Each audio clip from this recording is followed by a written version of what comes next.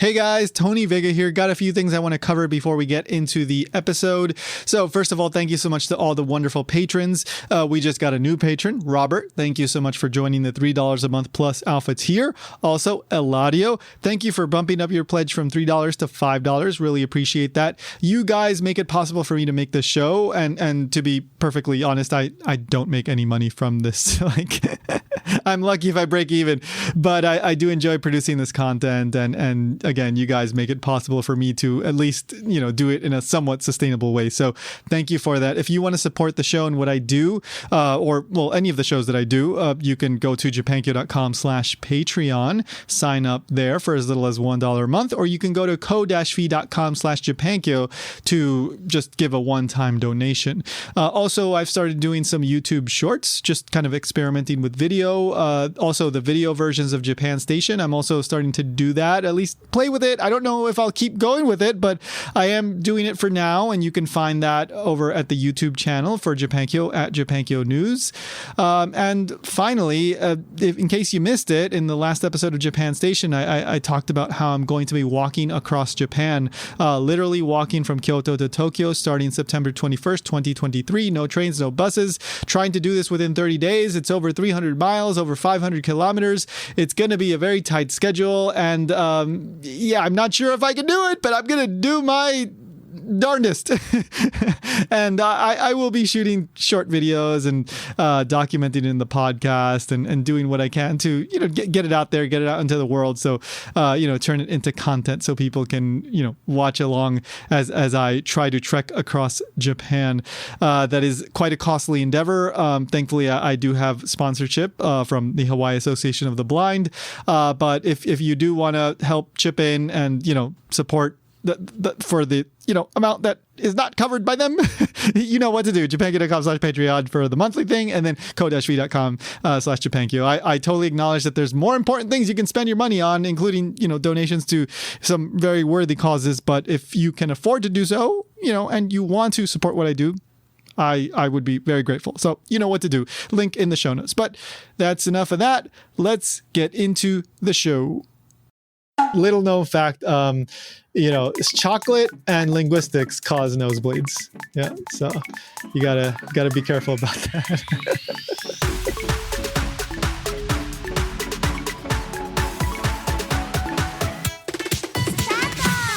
Welcome to Ichimon Japan. My name is Tony. And I'm Ryan. Ichimon means one question. In every episode, we ask a question about Japan. Today's question is... My sound effect didn't go off. I was waiting for it too, though. Wait, no, that's the music. You cannot cut this. This has to remain in the episode.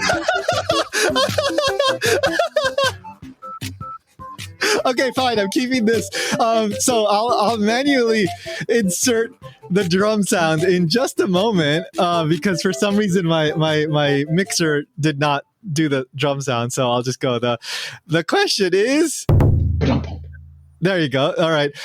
So should you go to Japanese grad school? And I'm using the term Japanese grad school very loosely. I don't necessarily mean only in Japan, but we can discuss grad school and stuff in general. So let's just give a little bit of context. So, if you're a longtime listener, you may already know this, but Ryan and I met in grad school at the University of Hawaii in the Japanese language and linguistics master's degree program. So, which is why you shouldn't go, because you might meet Tony. I mean, you might run into me on the street, perhaps, but I don't normally pass by UH these days.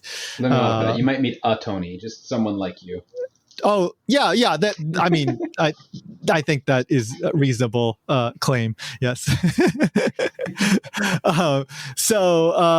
We both did this a fair while ago. I think I was 2014 to 2016. And you were there pretty much around the same time. I was one semester earlier. I think I got there January 2013. Yeah. So, and then we're not in grad school anymore. We've moved on, but I just wanted to kind of like reflect on some of those things, our experiences there, but also like what motivated us to do that. So, I guess do you want me to start and kind of like why I ended up doing that, and then maybe you can share after Sure, go I for do it. that. Okay, so I had done 3 years on Jet. After my second year, I was really like unsure, should I do a third year or not? I liked being in Japan, and I was not thinking that I specifically wanted to leave Japan, but I wanted to think about what I was doing next. And then I decided like I really liked the specifically two schools that I was at, and so I decided to do a third year on Jet. But then of course the third year ends, and you got to decide what you're going to do. And I was looking for a job that was outside of Jet. And it was mainly teaching stuff that I was looking for. I actually went to Hello Work and was looking online, and I think I applied to a couple things, but nothing really excited me. And so when I was thinking about what to do, I decided, okay, so it might be best if I apply to a grad school and get at least a master's degree, because that would maybe give me more opportunities to teach perhaps at like a university, whether that's in Japan or in the US, because I was thinking if I was going to teach a language, I might enjoy teaching Japanese more than English, because I already had some experience in that, and I just like the Japanese language, and it's something that I've studied pretty much, in some way or another for most of my life. So I thought I would enjoy that maybe a bit more than English. And so then that motivated me to look into grad schools, and I had heard Hawaii might be good, and so I looked into Hawaii, and I did the thing that probably most people would tell you not to do. I applied only to the University of Hawaii. Normally, right, you apply to a bunch, and you kind of pick maybe you get accepted to one or two or three of whatever amount you applied to. But thankfully I did get accepted into the only one that I applied to. So I went back to Florida for a year and worked a bit there teaching Japanese while I applied and waited for the whole process to go through, and I got accepted, and then I ended up coming to Hawaii, and I didn't. I'm still here, but yeah, the program is a Japanese language and linguistics program. So it's not that you're going there to learn Japanese. You already have to have a pretty decent level of Japanese to really get the most out of this. You're basically analyzing the language in order to kind of offer some kind of insight into the larger academic world in how Japanese works and how people communicate with Japanese. Or you're analyzing Japanese literature and again offering some kind of insight. The ultimate goal is to write a big paper that you offer some kind of insight into whatever it is that you're analyzing in the case of literature or in the case of the language itself. So like I said, it's not just like learning more vocabulary and learning how to read like high level Japanese. It really helps if you already have a good solid background in that. So basically that's kind of like the decision process. And I was thinking Hawaii might also be good because if I do decide to stay here, there might be more opportunities to use Japanese here in some kind of job, because I was living in Florida, Miami specifically, and there really are basically no opportunities to use Japanese almost anywhere in that part of the country. So I thought maybe I'll even end up staying in Hawaii, and that is what ended up happening. I did find a job where I could use Japanese basically on a daily basis, so that worked out well for me. But and then we can get into the specifics of the program and maybe if that would be useful or not to somebody. But Ryan, so what was your thought process with deciding to enter grad school specifically for Japanese linguistics? I threw a dartboard at like a future things to do board, and that's what it was. I don't think that's a very common option on those kinds of things. No, similar to you, actually. I was in Japan after normal university, and I'd been there 4 years, and it was hard finding good jobs. And I wanted to stay longer, but it seemed like I could only keep getting like assistant English teaching things, which had like very short contracts and kind of unreliable and low pay. Yeah. So I thought I would go to graduate school to get a master's degree so they could have like more chances and opportunities in Japan. And I think I also only applied to Hawaii, but I had a good reason. I Hmm. joined in the middle of the semester, and they were of the schools I looked at. They were the only one that you could like begin mid semester because, like I said, I started January and not in September like most people. Hmm. So I had planned to apply to other schools if I wasn't accepted there for September, but then I Yeah. was accepted, so I went there. I did Japanese linguistics because I was on the fence between teaching English or teaching Japanese, and I thought like Hmm. Japanese and linguistics would somehow be good. It ended up being kind of a bad decision. I wish I had actually just done general linguistics. Hmm. There was a lot of crossover classes with the linguistics department, so like I did get the tool set I need to teach other or teach English in Japan, like I'm doing now. Yeah. Unfortunately, my degree says Japanese linguistics instead of linguistics, so people are like, this doesn't sound like it applies to English a lot, but Right. it's been okay. Yeah. Yeah. That's a good point, and it like in a totally like cold hard facts kind of way. I do, if you are interested in linguistics, I do kind of recommend that you probably it might be better to get a degree in linguistics but specialize in Mm. Japanese. That just looks fancier, nicer, I guess. Like it's more like widely applicable. But that being said, like when you are doing this research in for Japanese, let's say, you're talking about like the structure of Japanese, like syntax or something like that, like how words interact with each other, the sentence structure, all that. Like you are referencing tons of general literature. It's not necessarily only Japanese. So like I think that you still get a very wide understanding of linguistics in general, and like you said, there were a lot of crossover classes. It's just that in the end your Yeah, degree like says Japanese on the it. skills we studied definitely are helpful in my current jobs now. Hmm. It's just the name of my degree itself That's has the been a thing. little Yeah. bit awkward. I kind of have to explain it if I get an interview. Like, yeah, I didn't know what I wanted to do at the time, but now I like English.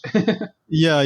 That's the thing. That's the thing. I mean, but yeah, you just have to explain yourself a little bit, like most things. I mean, whether it's like your statement of purpose for the JET program or your whatever essay for grad school, like it really comes down to how you present yourself, how you explain yourself. If you can do that, then you can spin things to your advantage, and usually. Um, but yeah, I mean, like I said, this is in Hawaii. I did not. Okay, so I did apply to one grad school in Japan, but this was early on. This was actually, I think, before I Wait a even minute, you applied. said you applied to one place. You're a No, liar. but this was actually, I think, before I even applied to the JET program. This was a long time ago. So I applied to Ritsumeikan in Kyoto. It's a fairly well-known university. This was probably around 2009, I guess. And it was the international relations program. And Okay. yeah, Very different so than what you eventually went for.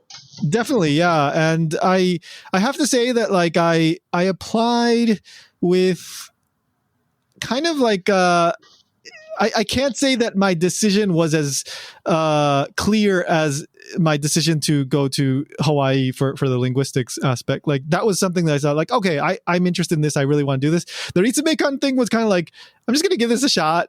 It wasn't like 100%, really what I want to do, but I was kind of unsure at the time about what I wanted to do, but I did it. I went through the whole process. I mailed it to Japan, and that I don't know if they still make you mail physically the application, but I had to do that. As of when I applied, yes.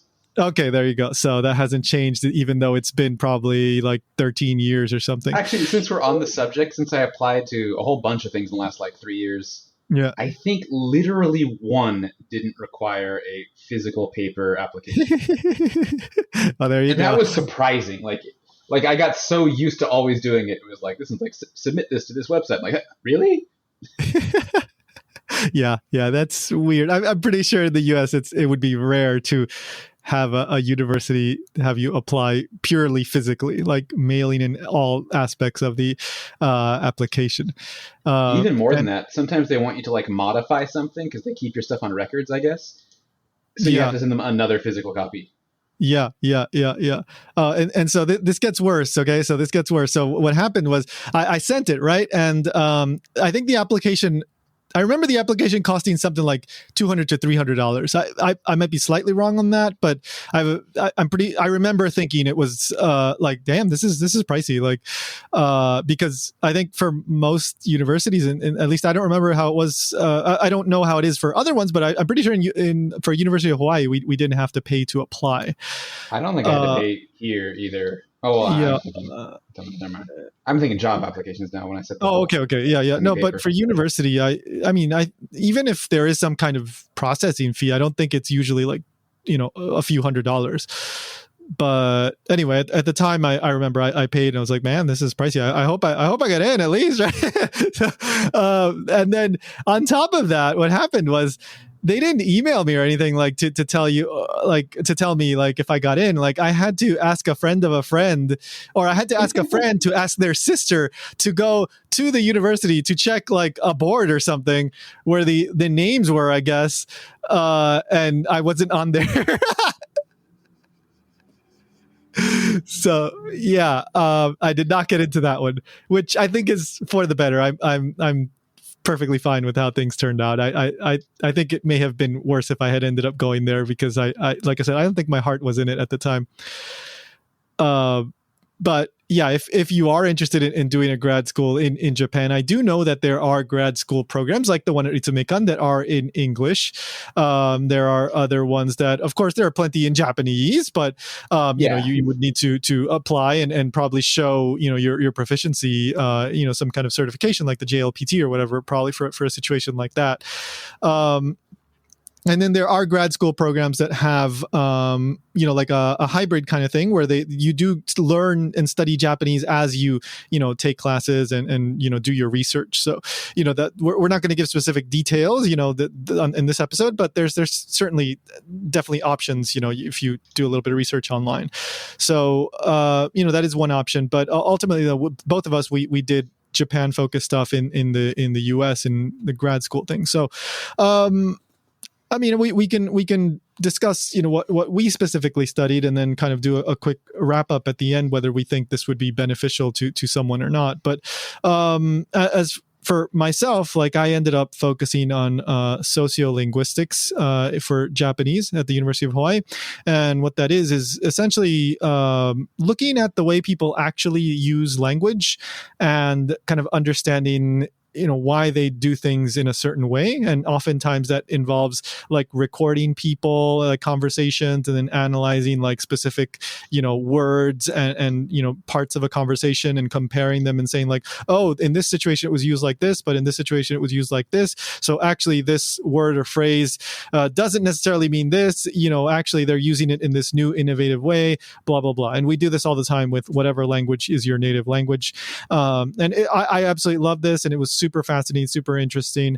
And this is very much like, it's showing how different language can be from what they teach you in the textbook, right? In the textbook, they say this is this and that's that. But when you actually, and we don't realize this as native speakers, unless you record yourself and really start like transcribing and thinking about what the hell you just said and why you said it in that way, we don't really notice that. But when you spend hours transcribing and thinking and analyzing and trying to explain things and then citing a source about how this was used in this way, you really start to realize like, man, like there's a lot going on here that we absorb without even realizing it. Yeah. So that was really like that. I really found that to be a very interesting aspect of the language, and I ended up focusing on that kind of research. Ryan, I know you did syntax, but could you discuss a little bit briefly what that is, but also why you decided on syntax? I did syntax. Yes, you did. I know. So yeah, so I was always more interested in like the education. Well, I guess not the pedagogical approach though. Yeah. I guess I was interested in languages themselves.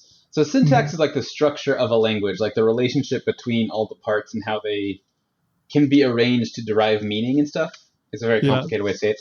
Basically, you study grammar in a very, very high level way. Yeah. And I didn't really know which area I wanted to go into when I first started, but that one became my favorite very quickly.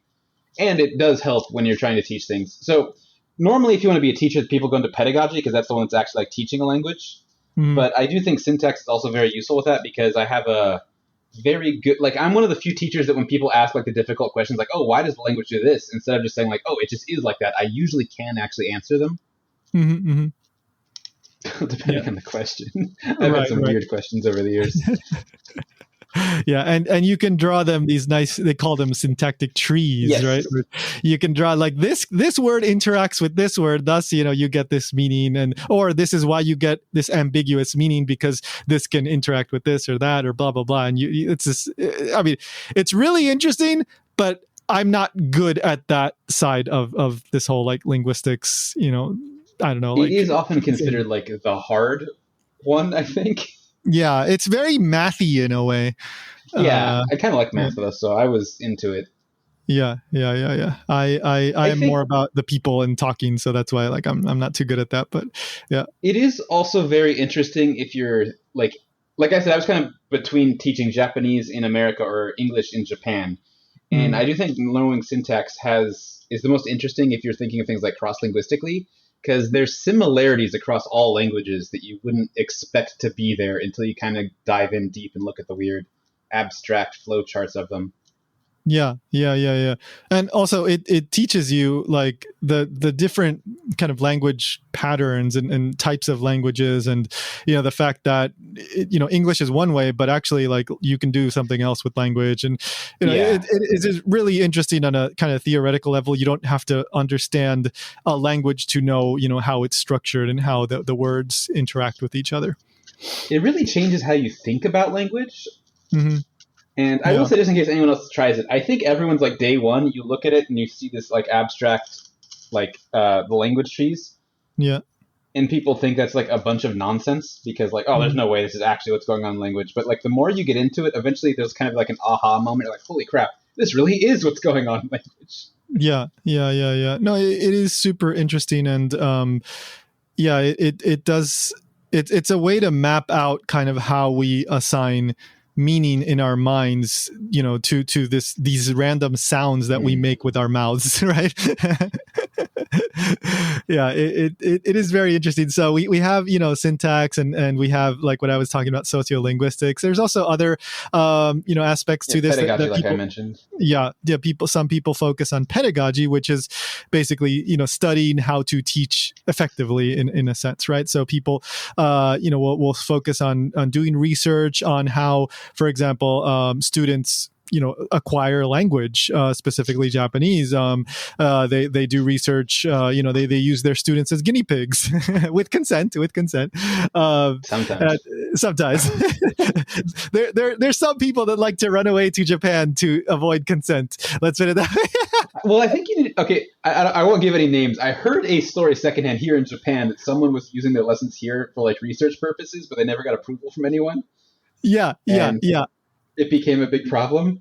Oh, really? Okay. Because I know I heard about someone like that was based in the US, but would go to Japan to do research because they thought they needed less consent, but I'm not sure that actually is the case. Yeah, I'm pretty So, sure you still do. yeah. No, Japanese people are not human.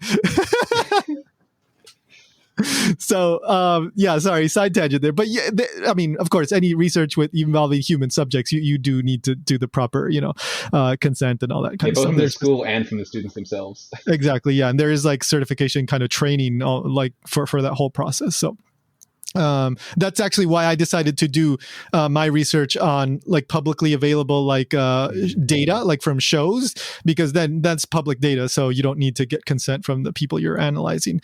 So that was my way of getting around that hassle.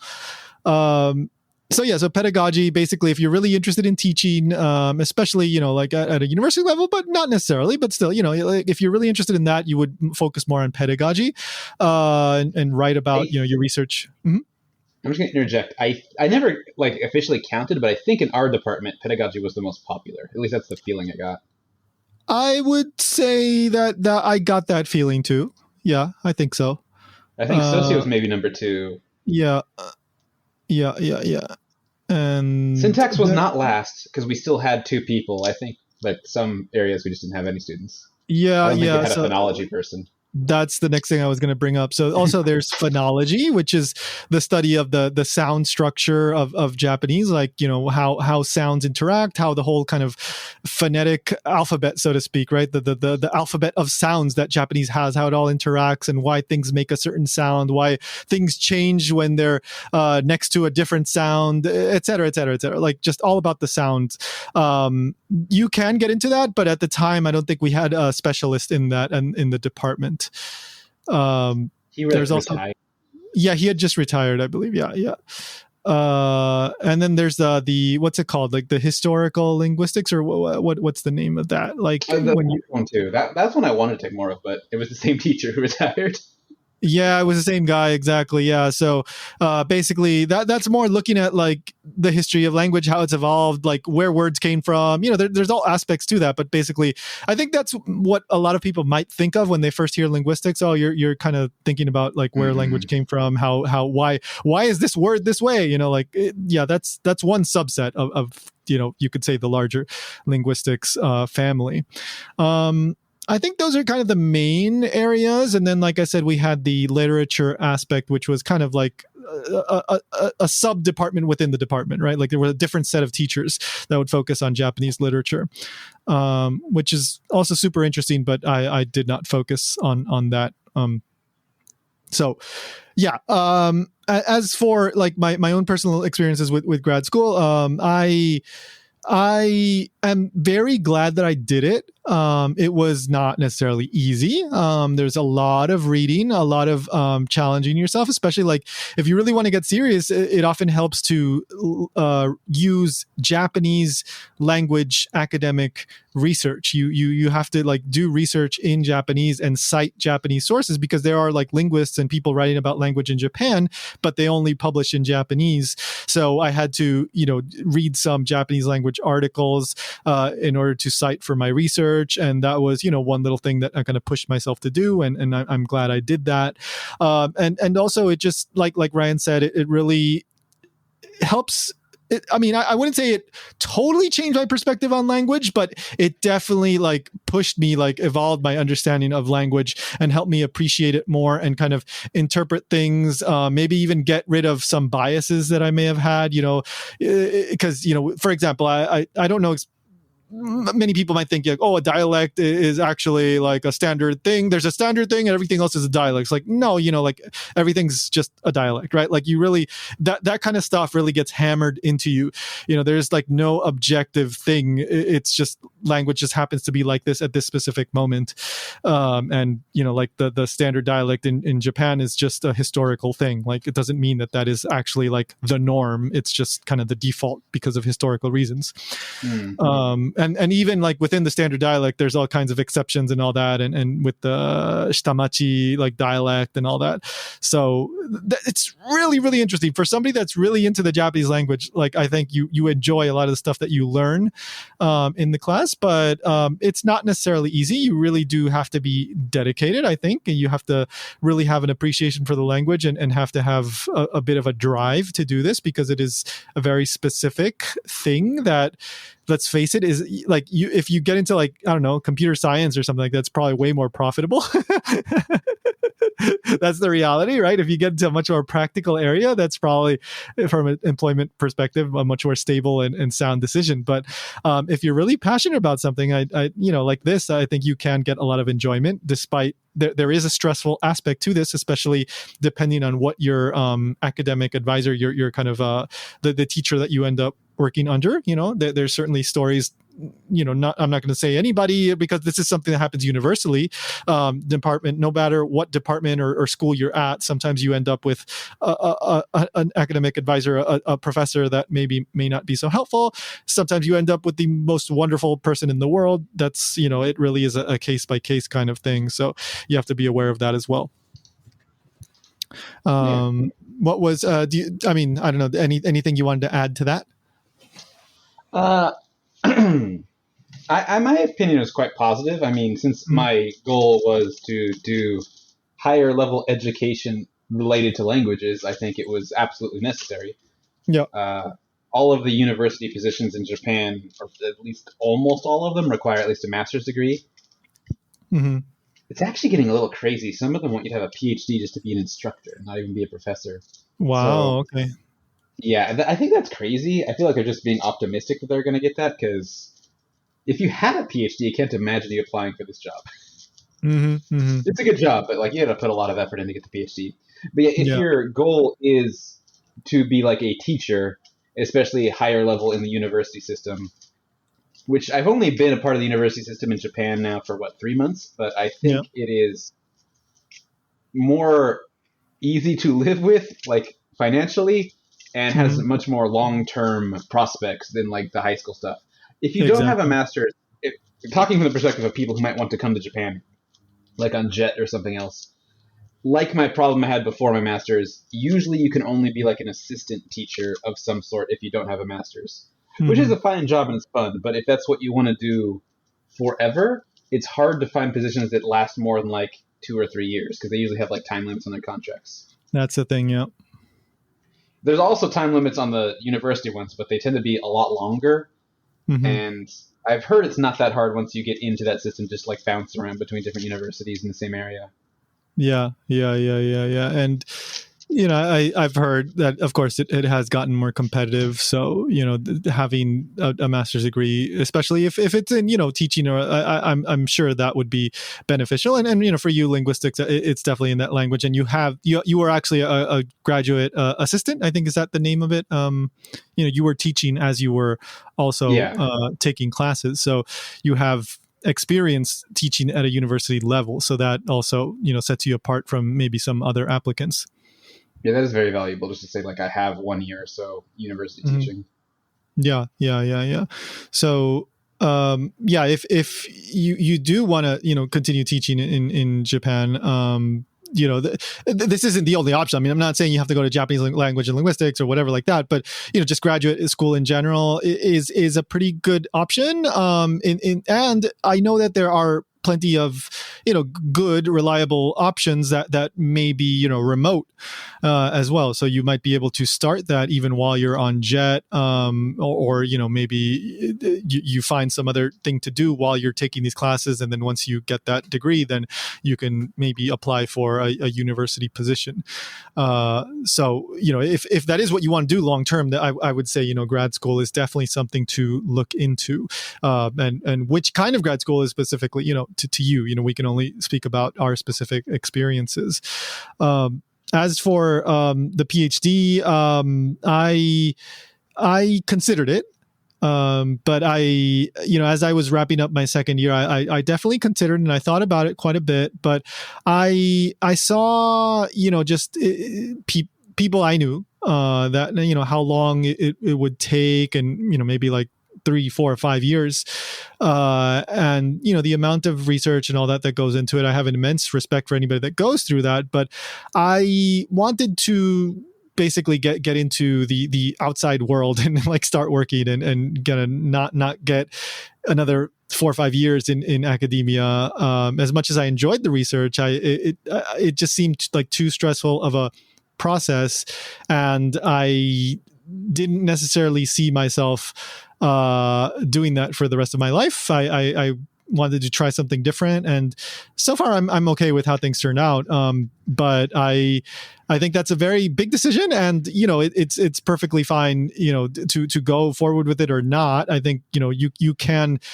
Just having a master's degree in and of itself opens doors, especially again in Japan, for that. So I can't say from personal experience about the PhD program, but just looking at people that I knew, I just decided it wasn't for me. So yeah, and I moved on from there. But anything you wanted to say about that, Ryan?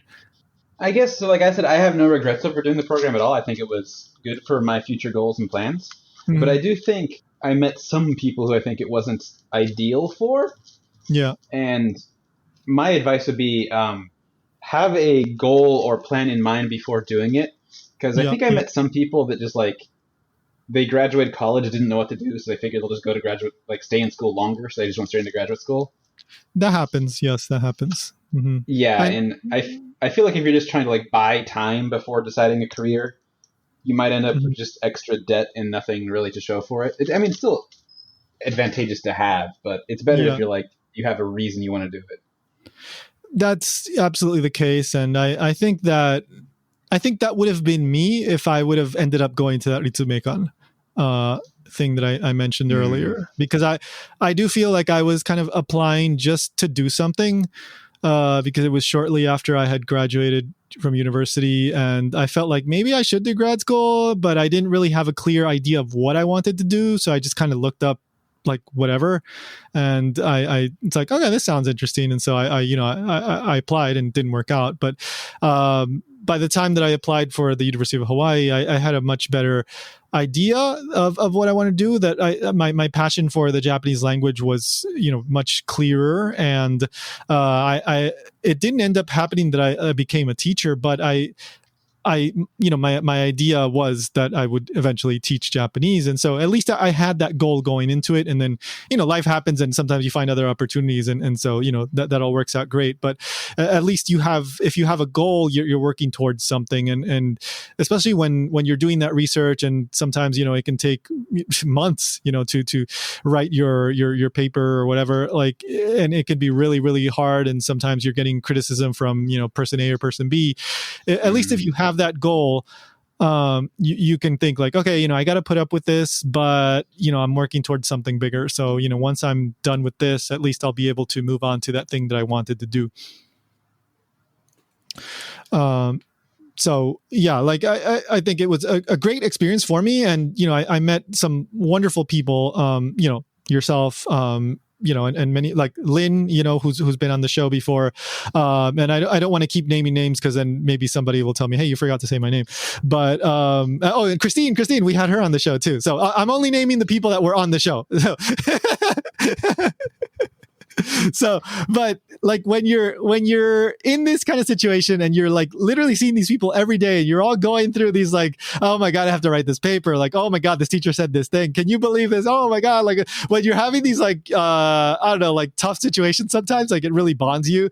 And so you can make some good friends. Not necessarily everybody goes through that, but for me at least, I made some good friends because we were all kind of like, oh crap, we have to do this, because there's a little bit of that challenge aspect to it, right? I will say, I guess I didn't even think of that, but like the friendships and relationships I made there are definitely some of the best I've had in my life. So that is definitely a plus. Yeah, definitely. And it is. So here's the other thing that I'll add before we start closing this out. But for this specific program, it's such a tight knit thing. Like literally, I think every year, well, the year that I got in, it must have been like 8-9 people that entered at the most. And there are years that it's less, that come in, for that semester. The semester I came in, I think it was 2, me and one guy.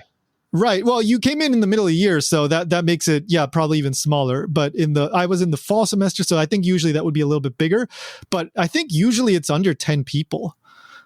So like it can become a very tight-knit thing. And I think they don't have that lounge anymore, but there used to be this lounge, which was where we would kind of get together in between classes and stuff. So you really get to know people, and you're all like, this is a very, very like niche community. It's, people that are interested in Japan, people that are interested in Japanese, people that go through the trouble of taking on a master's degree in Japanese linguistics, all the way here in Hawaii. So you already have like a very common thing, something in common, right? Like most people in the world do not understand like why the hell you would do this, but there's a good chance that the people that you meet in this program, like you're able to get along with them in a pretty good way, because they don't have like a very how can I put it? I think most people in the program, maybe there's exceptions here or there, but they're very serious about what they're trying to do. And they have a pretty decent understanding of Japan and the Japanese language. So it's not like I watched one episode of whatever anime and I love Japan. They've been on the JET program. Many people have already been on the JET program. Many people have lived in Japan. Many people are like half Japanese, or many people are Japanese that, they came, they studied English and they came and utmost respect to that amazing ability. They come here as adults to take on that challenge to do an English language degree about Japanese. So I don't know, like I think there's this potential to really make some good friendships, and that happened for me specifically. But this is a very specific case, but I think that can happen in like these small grad school situations. Yeah. Yeah. Just to wrap up, I mean, should you do grad school? Of course, I mean, this is it always ends up being this, right? It depends on your specific situation. But if you have a goal where that would be beneficial, like what Ryan was talking about, like if you're thinking you're on the JET program now, or you want to do the JET program, and you're thinking you would love to keep teaching a language in Japanese in Japan, that may not be English, maybe it's Spanish, maybe it's whatever else. It really does give you the advantage to have that grad school degree, and maybe you can leverage that into something else. But you do have to be careful. This is a challenge, and it can cost quite a bit of money, especially in the US. So if you're not sure about what you're doing, then I would say, just kind of think about it before you start, investing in that, which maybe, you don't want to take on a loan and all that if you're not going to end up really taking full advantage of that. Anything you wanted to add there? I mean, pretty much restating the same things. Like, have an idea what you're going to use it for. Don't just use it to buy more time before you start doing something else. Yeah. Have definitely you want some way that you can see that it's going to either help you get a job or just help you pursue your interest in some way. Yeah. Another thing I guess a lot of people might not be aware of going in is it's very different from normal university in that it's kind of research oriented. Like, you're usually expected to do your own research and create some kind of research. Yeah. It is, in a way, it's much looser, but that means it's a lot more self-responsibility, right? Like, nobody's chasing you. Like, it's really like you're there because you want to be there. So you better put in the work to actually make it happen, because the teacher may not, ask you. It's like, oh, you're not going to do it. Okay, fine. That's it. Done. Like, they're not going to come after you. So yeah, it really is a passion kind of thing. You got to be serious about that. But at the same time, if you really enjoy it, of course, I think you can get through it. Also, I just want to point out that, this is not the Hawaii program is not the only, Japanese language or linguistics program. There are others. There's not a lot, obviously. This is a very niche thing. But I'm pretty sure there's at least one or two in Australia. There's also, I think there might be one in like Michigan. I think maybe like Wisconsin, or some kind of, they have a good Japanese department, I think, in Michigan. So, and again, like we said, you can also do something in pedagogy or linguistics or something like that in a general degree at the grad school level, but have a focus on Japanese. So you don't have to necessarily be only in a Japan focused program. And then one other thing that I also considered doing before I applied to University of Hawaii was doing some kind of grad program on translation and interpretation. I looked into a few, especially one at Monterey in California, which is a very well-known one. And I ended up deciding not to do it. I think it was rather pricey. That may have been one factor, but also, I when I really thought about it, like I do still sometimes do a little bit of interpretation, translation from here, not often, but sometimes. And I enjoy it, but when I really thought about it, I thought like I'd be more interested in teaching at a university than maybe being in an interpreter. But that is a personal preference kind of thing. So you just have to, figure that out for yourself. So there's definitely multiple options you can do with Japanese. And one last thing that I will say is, like, being able to speak Japanese, being able to read Japanese, being able to write Japanese, without using a translator or something like that, like that is a wonderful skill. I am so glad that I'm able to do that. And it really does help me. But what really is something that you should keep in mind is the best thing to be able to do is to use Japanese and to have a separate skill, right? So that you can, let's just say you're an engineer, you're an artist, I don't know, whatever else you are, you can do that, for example, in Japan or with Japanese people, and you can use the language in order to do that. And that really sets you apart from somebody that may only know the language and has focused only on that. I think that puts you at a little bit of a disadvantage. So if you can, develop some other skill that you can then leverage, using Japanese to maybe do something in Japan, that is an immense help. And that may be teaching, right? Focusing on pedagogy and teaching, and then you're also able to speak the language. So that really, may set you apart from some other people in that may not have that extra expertise. I guess I'll also throw out there in case people are worried, like having native level proficiency in Japanese and reading and stuff ability is not required to do a master's degree in Japanese related fields. Yeah. That's true. Yep. I think most of our department was not like N1 level Japanese, but still, like, a lot of the material, like, it is definitely beneficial if you can read the Japanese, like, authors and articles and stuff. But if you're working only in English articles and just, like, applying that to your language of choice, that is still also, like, a possibility. So don't feel afraid if your Japanese is not perfect, but you still want to do that. It's definitely possible, and it definitely happens, and you can still put out, pretty, especially like pedagogy related research, right? Like where you're analyzing students and things like that. I think that's very, very fine. You can do that. There is something interesting that you can do also. There are grad school level programs where you can go to Japan and study like academic Japanese, like actually learn the language and learn this more specialized language. It's like more intensive programs that are specifically for people in grad school, whether at the master's or PhD levels. Like I know while we were there, a couple of people, did those programs, like Kristen, whatever. But so like that. To me, that sounded really, really interesting, something I was kind of interested in, but I didn't want to elongate my stay in the master's program just to do that, because I already felt like, okay, so I'll learn a bit more and it'll be nice, but that's not necessarily what I want to do. So I'm just going to focus on my research to get this done as soon as possible. But that is certainly possible. And I know plenty of people that do that. And I think generally they're quite happy with how they improve their language ability by participating in those kinds of programs. Yeah. So, that's basically it. Hopefully you found that helpful. I know we didn't get like wacky and talk about like nosebleeds and I don't know, like there's so many nosebleeds if you go to graduate school. Yeah. Just constant syntax all over the place all the time. Yeah. It's a little known fact. Chocolate and linguistics cause nosebleeds. Yeah. So you gotta be careful about that. Okay, but yeah, hopefully somebody found that helpful. I this is a very niche topic, but I know this is something that a lot of people that are usually in JET or teaching in Japan, I think a lot of people consider this. And so hopefully this was useful in some way. Fine. One last thing that I'll say is sometimes, if you're not sure about grad school, maybe you can do what I did. Is like just go work in Japan for like a year or two. Yeah, that's great. Yeah, like you're learning the language, you're experiencing Japan, you're there, you probably want to be there anyway.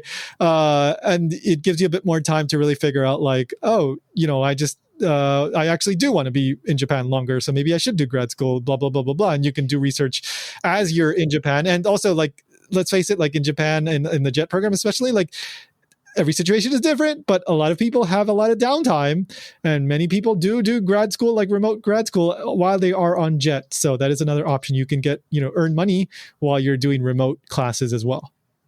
We keep tagging on one more time things. Definitely, if you can, do go there before you make any major decisions, because I have met many people who think their dream is to live and work in Japan, come here and then do not enjoy it and like completely change course. So Yeah. definitely try to experience that before committing to like an expensive graduate program related to Japan too. Yeah, that is such a good point. Yeah, like I mean, hell, you can graduate from university, you go to Japan for a year, and I think that really clears things up for you. You go like, okay, I had a good time this 1 year, but you know what? I think I'm kind of done with Japan. I'm going to move on. Like, and that's perfectly fine. There's nothing wrong with that. You can just keep listening to our show, but you don't have to go back to Japan. You must do that. That's not optional. Yeah. This is the best education you can get, right? All right. You learn about nosebleeds and snot bubbles and I don't know, whatever else ridiculous stuff we normally talk about. All right. So that was the serious episode for the week or the month or whenever this comes out. So thank you so much. Thank you, Ryan. And we'll see you next time. Bye.